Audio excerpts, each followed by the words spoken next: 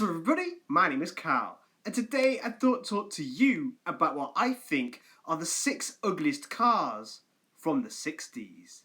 It has been well over a year since I last did this, and I really enjoyed doing it, so I'm bringing it back. And what better way than to look at the ugliest cars from the 60s. In case you've forgotten how this works, what I'll do is I'll pick 6 cars from the 60s, and they have to be from different categories, which are convertible, small car, SUV, GT or luxury car, super or sports car, and then we've got general car. General car can be anything from a family car to an in and out sports car. And of course, this is just my opinion alone. This isn't the definitive answers or list, but if you have a different opinion to me and disagree with my picks, feel free to participate in the comment section down below using the 6 car category list. With that out of the way, let's begin, and we're starting with the ugliest convertible from the 60s. This goes to the 1964 Lightburn Zeta Sports.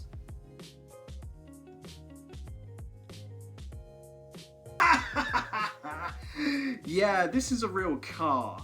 This was the brainchild of an Australian washing machine manufacturer, Lightburn, who, let's face it, should have stayed as a washing machine manufacturer. This car, if you can call this hideous thing one, started out as a British car, the Frisky Sprint. From there, the manufacturer decided to basically ruin it. This car reminds me of the kind of drawing you would do if you were 5 years old. The whole aesthetic is pretty comical. The Zeta tries to gain its sports name by trying to give the front end a streamlined shape, but that's literally where it starts and ends. Like, they just couldn't be bothered to continue this. At the end, it just looks really flat.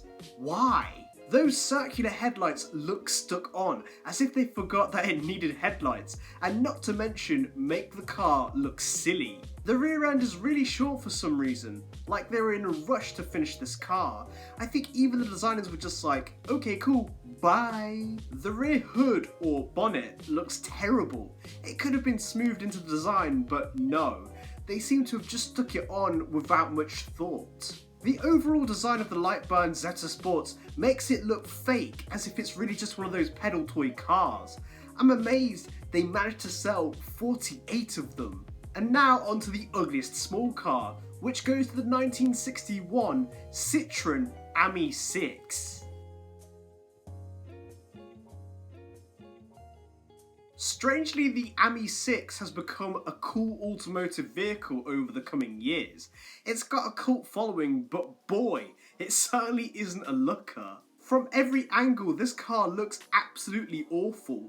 The roof design in particular is so unusual. It's raked way into the back of the car, as if it's a mini pickup truck. The front end is just as atrocious. I think the worst feature is definitely the way the bonnet curves from each headlight. It's as if it's melted. Makes me feel very uneasy just looking at it. Now moving on to the ugliest SUV, which goes to the 1966 King Midget.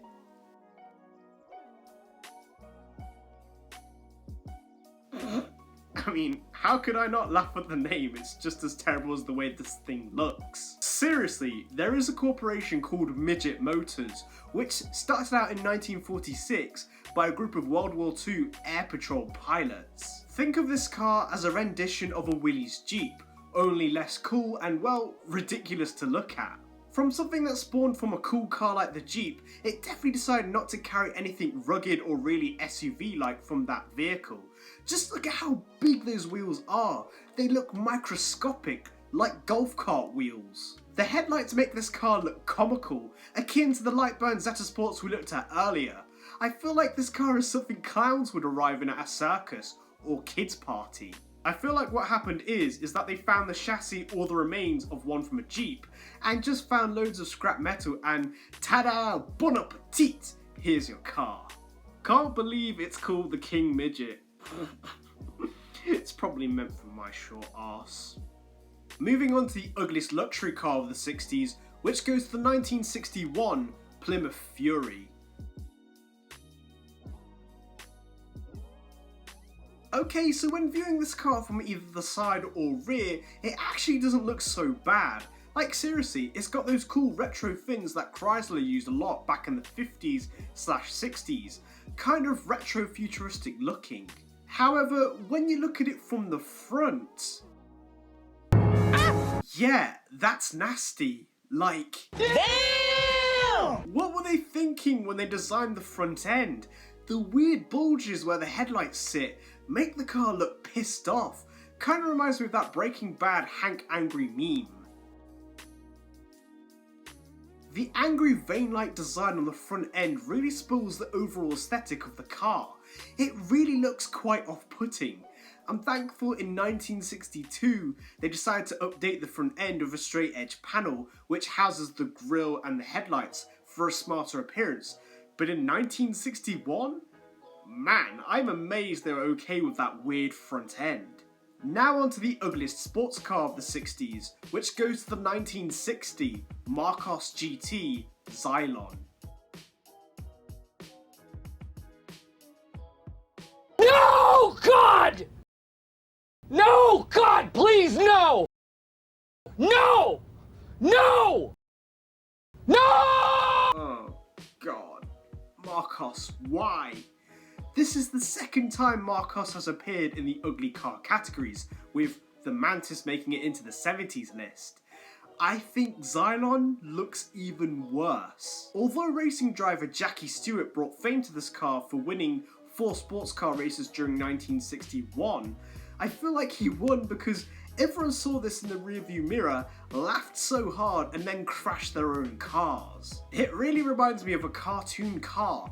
The proportions of it are ridiculous. You've got that long sweeping bonnet that flows into this massive blob of a roof, which basically makes up the whole foundation of the car.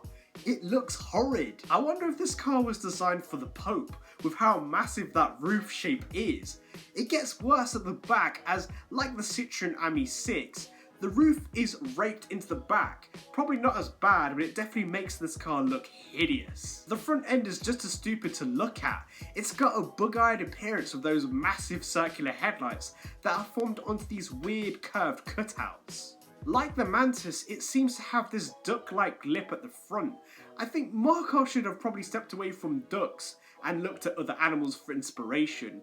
It's like they combined a duck and hippo into one disproportionate mess. And finally, onto the ugliest car in general, which goes to the 1961 Plymouth Valiant station wagon. Plymouth seem to have been very successful at making really ugly looking cars. The Valiant station wagon is yet another hideous creation from this brand. I could dismiss the Fury's side and rear profiles as it actually flowed together in a good way with those retro fins, whereas with this, it looks bad from every angle. The fins that are integrated into the form of the car bulge out and are so vulgar. The straight edges and curves don't match up well either. It's a really inconsistent design. Like on a saloon car or long limousine type of car, the use of fins with their retrofuturism looks good, but in estate form, no.